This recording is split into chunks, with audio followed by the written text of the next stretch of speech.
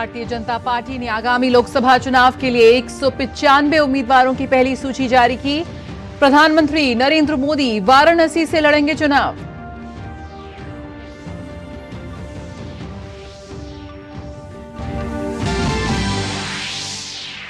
केंद्रीय निर्वाचन आयोग का दल आज से पश्चिम बंगाल के 3 दिवसीय दौरे पर। आगामी लोकसभा चुनाव के मद्देनजर राजनीतिक दलों और राज्य के आला पुलिस और प्रशासनिक अधिकारियों के साथ करेगा बैठक।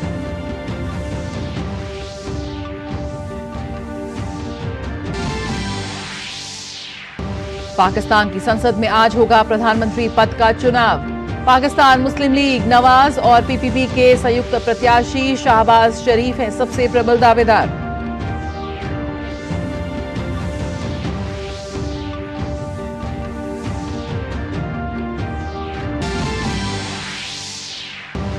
गाजा में लोगों तक मानवीय सहायता पहुंचाने के लिए अमेरिका ने पहली बार विमान से मदद पहुंचाई। संघर्ष से प्रभावित नागरिकों के लिए अमेरिकी वायुसेना के विमानों ने खाद्य सामग्री के हजारों पैकेट एयर ड्रॉप किए।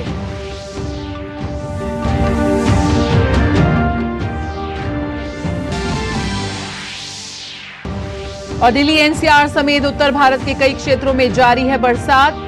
रामबन और बनिहाल के बीच कई हिस्सों में भूस्खलन के कारण जम्मू श्रीनगर राष्ट्रीय राजमार्ग बंद।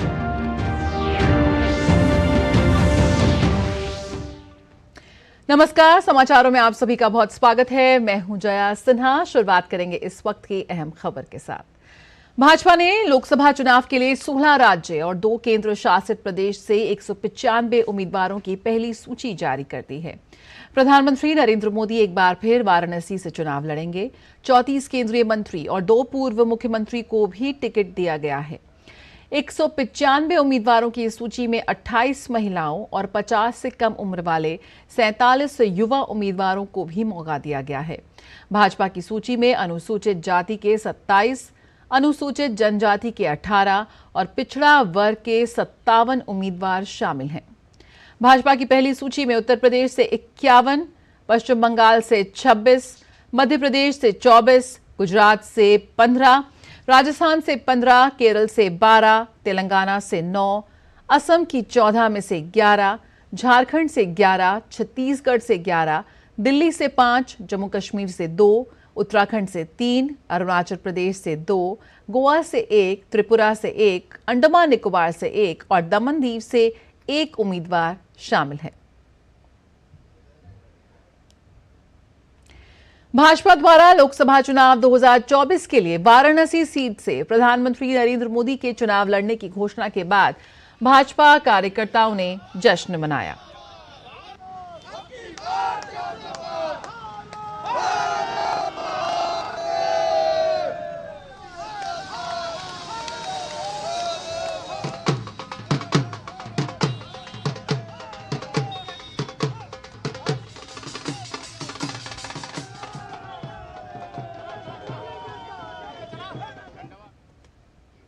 वाराणसी के अलावा दिल्ली और गांधीनगर में भी भाजपा समर्थकों ने जश्न मनाया।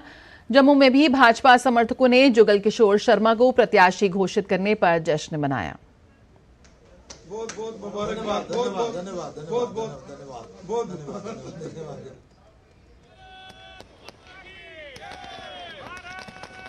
तो दिल्ली से लेकर वाराणसी तक भाजपा कार्यकर्ताओं में जश्न का माहौल।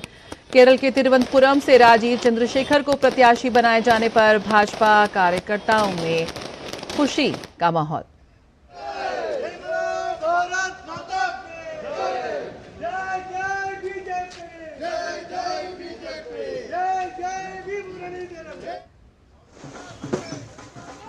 तो वहीं लखनऊ से रक्षा मंत्री राजनाथ सिंह को उम्मीदवार बनाए जाने पर पार्टी कार्यकर्ताओं ने जश्न मनाया।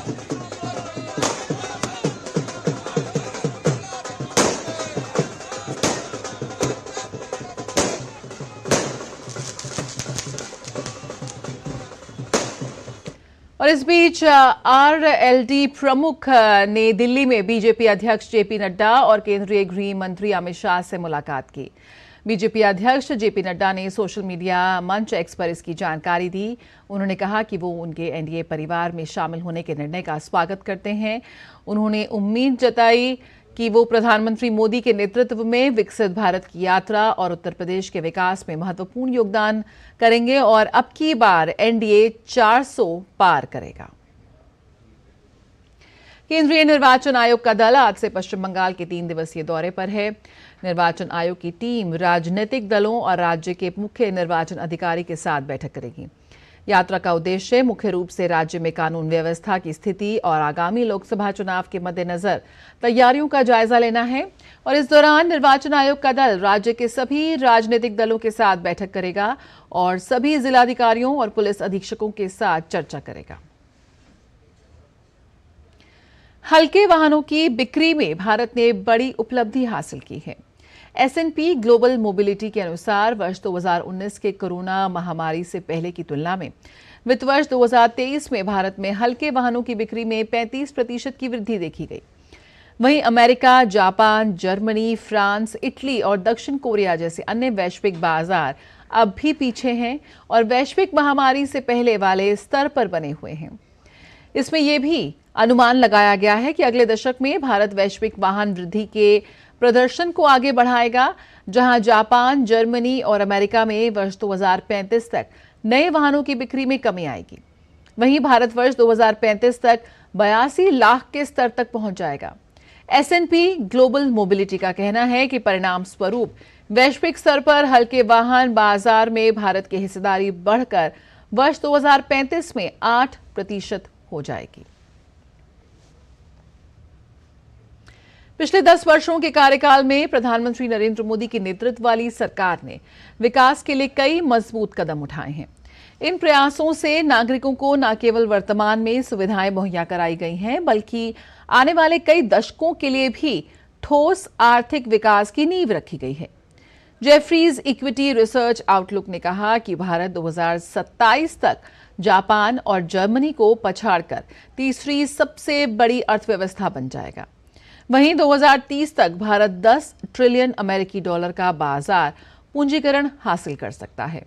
पिछले 10 वर्षों में भारत की जीडीपी अमेरिकी डॉलर के संदर्भ में 7% CAGR से बढ़कर 3.6 ट्रिलियन अमेरिकी डॉलर हो गई है, जिससे भारत ने 8वीं सबसे बड़ी अर्थव्यवस्था से 5वीं सबसे बड़ी अर्थव्यवस्था का मुकाम हासिल कर लिया है। रिपोर्ट में यह भी कहा गया है कि 2017 में GST लागू होने के बाद से कर भुगतान में सरलता आई है, जिससे व्यापार कौशल भी बेहतर हुआ है। वहीं UPI, UID, DBT जैसी पेमेंट सुविधाओं से स्टार्टअप इकोसिस्टम को मदद मिली है। रिपोर्ट में इस बात पर जोर दिया गया है कि लगातार हो रहे सुधारों से भारत सबसे तेजी से बढ़ती अर्थव्यवस्था बना रहेगा। देश में साल 2014 से 23 के मोदी सरकार के शासनकाल में ग्रामीण क्षेत्रों में कृषि मजदूरों और गैर कृषि मजदूरों के औसत न्यूनतम मजदूरी दर में 2.7 गुना बढ़ोतरी हुई है। SBI समूह के मुख्य आर्थिक सलाहकार सौम्य कांति घोष ने अपने एक लेख में बताया है कि पिछले 2 दशक में अगर हम न्यूनतम मजदूरी दर पर नजर डालते हैं तो यूपीए शासन के दौरान कृषि मजदूरों का औसत न्यूनतम मजदूरी दर 114 रुपये 40 पैसे था, जो कि पीएम मोदी शासनकाल में बढ़कर 310 रुपये 20 पैसे हो गया है। वहीं यूपीए सरकार में गैर कृषि कार्य में लगे मजदूरों का न्यूनतम मजदूरी दर 136 रुपये 30 पैसे था, जो कि एनडीए शासनकाल में बढ़कर 354 रुपये 70 पैसे हो गया है। यूपीए शासन के 10 साल के दौरान दोनों श्रेणी के न्यूनतम मजदूरी दर का औसत सिर्फ 125.40 था, जबकि पीएम मोदी के 9 साल के शासनकाल में ही न्यूनतम मजदूरी दर का औसत बढ़कर 333.60 रुपए हो गया है। साफ है कि एनडीए शासनकाल में ग्रामीण क्षेत्र की मजदूरी दर में असमानता काफी हद तक कम हुई है। प्रधानमंत्री नरेंद्र मोदी ने 22 जनवरी को प्रधानमंत्री सूर्योदय योजना की घोषणा की थी। इसका लक्ष्य 1 करोड़ घरों को छत पर सौर प्रणाली प्रदान करना, बिजली बिल कम करना और ऊर्जा आत्मनिर्भरता को बढ़ावा देना है। ये पहल न सिर्फ परिवारों के लिए वित्तीय बजट में सहायता करती है, बल्कि जीवाश्म ईंधन पर निर्भरता को कम कर पर्यावरण संरक्षण में भी योगदान देगी। हम इस मामले में सौभाग्यशाली हैं कि हमारे पास एक साल में 4 चक्रीय मौसम है और हमारे पास लगभग 300 दिन के लिए प्रचुर मात्रा में सूर्य की रोशनी है, जिसकी बेहतर इस्तेमाल से एक नई क्रांति आ सकती है। घरों, अन्य औद्योगिक और बॉयलर एप्लीकेशन में बिजली पैदा करने के लिए सोलर रूफटॉप सिस्टम का इस्तेमाल किया जा सकता है। होटल उद्योग, आवासीय समितियां भी सोलर हीटिंग को आसानी से अपना सकती हैं। गीजर को सोलर हीटर में बदलने से ग्रिड पर भार काफी हद तक कम हो जाएगा। आम धारणा के विपरीत सोलर हीटर धूप में मौसम बदलने के बावजूद साल भर गर्म पानी देते हैं। सरकारी सब्सिडी के साथ सोलर हीटर रियायती दरों पर उपलब्ध हैं। इन्हें स्थापित करना भी आसान है और इनका मेंटेनेंस भी नहीं के बराबर है। रूफटॉप सोलर यानी कि फोटो वोल्टाइक सोलर पैनल्स बिजली के सस्ते स्रोत हैं। आरटीएस सिस्टम्स ऑन ग्रिड यानी कि नेट मीटरिंग और ऑफ ग्रिड यानी कि बैटरी के साथ स्टैंड अलोन दोनों ही कॉन्फ़िगरेशंस में उपलब्ध हैं। ऑफ ग्रिड आरटीएस का उपयोग इन इलाकों में किया जा सकता है जहां ग्रिड तक सप्लाई लाइनें बिछाना मुश्किल है। सोलर हीटर और आरटीएस सिस्टम की स्थापना से न केवल हमारा वित्तीय बोझ कम होगा, बल्कि हमारे पर्यावरण को संरक्षित किया जा सकेगा। इसलिए अब समय आ गया है कि हम रूफटॉप सोलर के लिए प्रधानमंत्री के आह्वान पर ध्यान दें और इसे अपने घरों में रूफटॉप सोलर स्थापित करने में सरकार की मदद करें। दुनिया भर के वन्य जीवों को पहले से ज्यादा चुनौतियों का सामना करना पड़ रहा है। जैव संरक्षण की दिशा में नवाचार की जरूरत पहले से भी ज्यादा बढ़ी है। विश्व वन्यजीव दिवस 2024 के मौके पर डिजिटल नवाचार के जरिए पृथ्वी पर वन्यजीव के संरक्षण के प्रयासों की कोशिशों पर आइए डालते हैं एक नजर। इस वर्ष वर्ल्ड वाइल्ड लाइफ डे की थीम में डिजिटल इनोवेशन को सर्वोपरि रखा गया है। आपको ये जानकर खुशी होगी कि हमारे देश के अलग अलग हिस्सों में वन्य जीवों के संरक्षण के लिए टेक्नोलॉजी का खूब उपयोग हो रहा है। हर साल 3 मार्च को पूरी दुनिया विश्व वन्यजीव दिवस मनाने के लिए एकजुट होती है। संयुक्त राष्ट्र की पहल पर इस दिन को जंगली जीवों के संरक्षण के प्रति जागरूकता फैलाने के मकसद से मनाया जाता है। ये दिन मानवता और प्राकृतिक दुनिया के बीच जटिल संबंधों की याद दिलाता है, जो हमसे हमारे बहुमूल्य वन्य जीवों और उनके आवासों की रक्षा के लिए कदम उठाने का आग्रह करता है। Connecting people and planet exploring digital innovation in wild life conservation की थीम के तहत इस वर्ष का विश्व वन्यजीव दिवस हमारी प्राकृतिक विरासत की सुरक्षा में डिजिटल प्रौद्योगिकियों की परिवर्तनकारी क्षमता पर प्रकाश डालता है। उपग्रह ट्रैकिंग से लेकर डीएनए विश्लेषण तक प्रौद्योगिकी में प्रगति वन्यजीव संरक्षण प्रयासों में क्रांतिकारी बदलाव ला रही है, जो हमें लुप्तप्राय प्रजातियों और उनके पारिस्थितिकी तंत्र के जीवन के बारे में अमूल्य जानकारी देती है। फिर भी दुनिया के कुछ हिस्सों में मौजूद डिजिटल डिवाइड को स्वीकार करना महत्वपूर्ण है, जहां प्रौद्योगिकी तक पहुंच एक चुनौती बनी हुई है जो संरक्षण प्रयासों में बाधा बन रही है। हालांकि जहां प्रौद्योगिकी सुलभ है और जिम्मेदारी से उपयोग की जाती है, ये हमारे संरक्षण के प्रयासों में एक शक्तिशाली हथियार बन जाती है। उपग्रह वन्यजीवों की गतिविधि की निगरानी करते हैं। प्रवासन पैटर्न और भूमि उपयोग को समझने में डेटा अहम भूमिका निभाता है, जिससे संरक्षण पहल को बढ़ावा मिलता है। विश्व वन्यजीव दिवस सामूहिक कार्रवाई के महत्व पर जोर देता है। ये देशों, कंपनियों और व्यक्तियों से सभी जीवित प्राणियों के लिए न्यायसंगत और टिकाऊ भविष्य की दिशा में मिलकर काम करने का आह्वान करता है। इस साल वर्ल्ड वाइल्ड लाइफ डे के मौके पर आने वाले पीढ़ियों के लिए हम अपने ग्रह के जैव विविधता को बचाए रखने के लिए डिजिटल इनोवेशन की क्षमता का उपयोग करें। आइए डिजिटल इनोवेशन का प्रयोग कर हम बदलाव का वाहक बनने की कोशिश करें। कैमरा पर्सन कैरोना के साथ मैं तापस भट्टाचार्य, दूरदर्शन समाचार, दिल्ली। और आज दुनिया भर में वर्ल्ड वाइल्ड लाइफ डे मनाया जा रहा है। प्रधानमंत्री नरेंद्र मोदी ने अपने सोशल मीडिया प्लेटफॉर्म एक्स पर एक ट्वीट के जरिए यहां पर इसका जिक्र किया है। विश्व वन्य जीवन दिवस पर सभी वन्य जीव प्रेमियों को बधाई। यह हमारे ग्रह पर जीवन की अविश्वसनीय विविधता का जश्न मनाने और इसकी रक्षा के प्रति हमारी प्रतिबद्धता को दोहराने का दिन है। मैं उन सबकी सराहना करता हूं जो वन्य जीव संरक्षण के प्रयासों का समर्थन कर रहे हैं।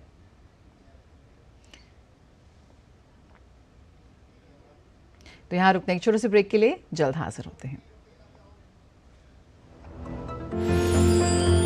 साल बरस और सदी नहीं, एक युग गुजर जाएगा। उम्र न पूछो वंडर की, जब फर्क नजर आएगा। वंडर सीमेंट, फर्क नजर आएगा। भारत में दुनिया की सबसे बड़ी पशुधन आबादी है। लगभग 515 मिलियन पशुधन क्षेत्र भारतीय अर्थव्यवस्था के विकास और स्थिरता में एक बड़ी भूमिका निभाता है। पशुपालन को हमेशा किसानों की सामाजिक आर्थिक स्थिति के विकास में एक महत्वपूर्ण कारक माना जाता है। बीते 10 वर्षों में केंद्र की मोदी सरकार ने पशुधन के विकास के लिए भी कई क्रांतिकारी कदम उठाए हैं, जिसका फायदा साफ तौर पर पशुपालकों को मिल रहा है।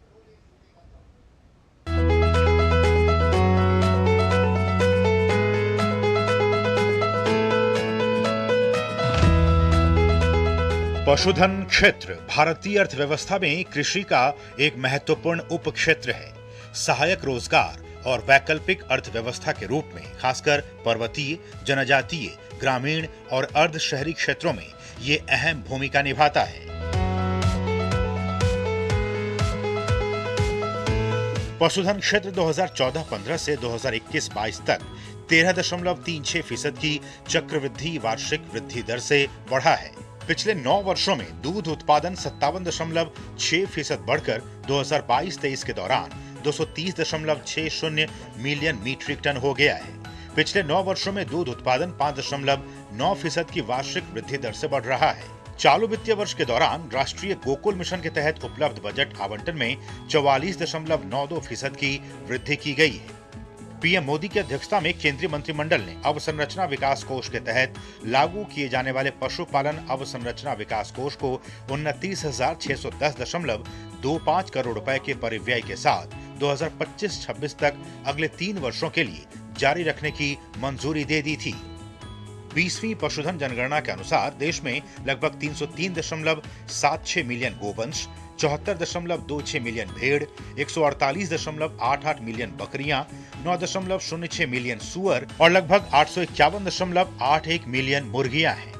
डेयरी सेक्टर सबसे अहम क्षेत्र है जो राष्ट्रीय अर्थव्यवस्था में 5% योगदान देती है और 8 करोड़ से अधिक किसानों को सीधे रोजगार देती है।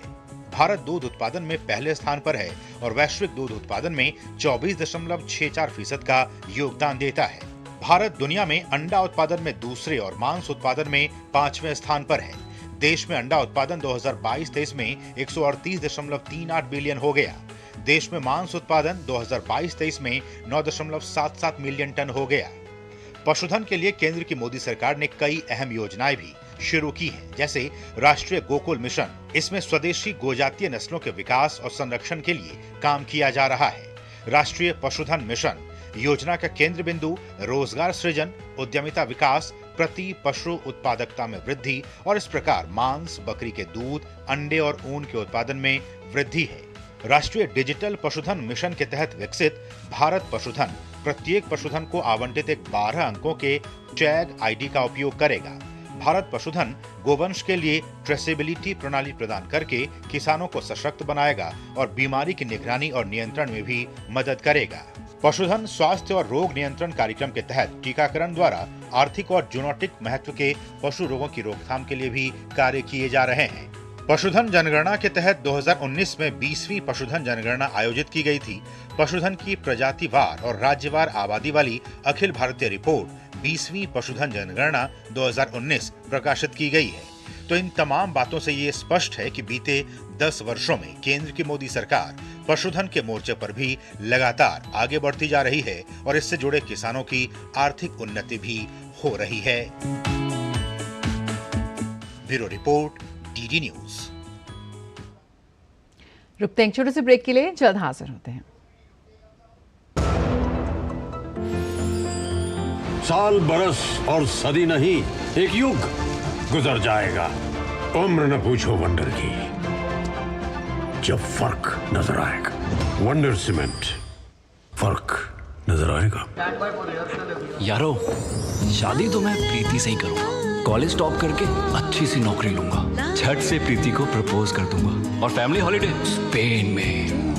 वाह यार, मैं तेरी प्लानिंग का बड़ा फैन।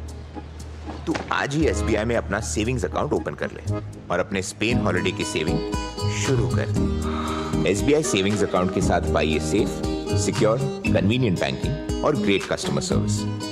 SBI, देश का फैन। मोदी सरकार की गारंटी, भारत होगा गरीबी मुक्त। 9 सालों में 25 करोड़ लोगों को गरीबी से बाहर निकाला। हमारा संकल्प, विकसित भारत। ब्रेक के बाद स्वागत है। वैश्विक स्तर पर भारतीय अर्थव्यवस्था की जमकर सराहना की जा रही है। हीज फंड ब्रिजवाटर एसोसिएट्स के संस्थापक रे डालियो ने कहा कि वर्तमान में भारत आर्थिक क्षेत्र में सबसे अच्छी स्थिति में है। उन्होंने इसके लिए प्रधानमंत्री नरेंद्र मोदी के नेतृत्व की सराहना की। रे डालियो ने कहा कि दुनिया की किसी भी बड़ी या विकसित अर्थव्यवस्था में भारत सबसे तेज गति से विकास की तरफ अग्रसर है। उन्होंने कहा कि यहाँ का मध्यम वर्ग आगे बढ़ रहा है, शिक्षा के स्तर और बुनियादी ढांचे में व्यापक सुधार हो रहा है और ये सब पूंजी निर्माण के संयोजन से हो रहा है। इसके साथ ही उन्होंने कहा कि द्वितीय विश्व युद्ध के बाद दशकों तक अमेरिका के प्रभुत्व वाली वैश्विक व्यवस्था में आ रहे बदलावों का लाभ उठाने के लिए भारत बेहतरीन स्थिति में है। यहां वक्त एक और छोटे से ब्रेक का, जल्द हाजिर होते हैं।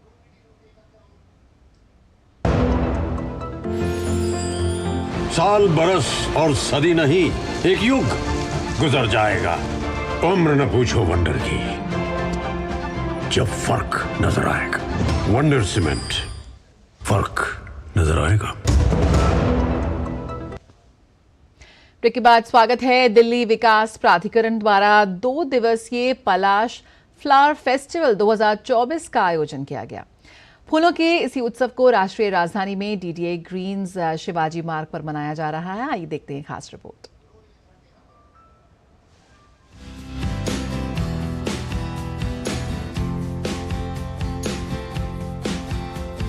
दिखने में बेहद आकर्षक, कोमल, सुगंध से भरपूर और रंग बिरंगे फूल सभी के प्रिय होते हैं। बसंत का मौसम हो और सदाबहार फूलों की चर्चा न हो, भला कैसे हो सकता है। फूलों के इसी उत्सव को राष्ट्रीय राजधानी में DDA ग्रीन्स शिवाजी पार्क पर मनाया जा रहा है। पलाश फ्लावर फेस्टिवल के नाम से आयोजित इस महोत्सव में विभिन्न प्रजातियों के फूलों को प्रदर्शित किया गया है। खास बात यह है कि यहाँ फूलों के अलावा अलग अलग किस्मों के पौधे भी प्रदर्शित किए गए हैं, जिनमें कई विदेशी प्रजातियाँ भी शामिल हैं।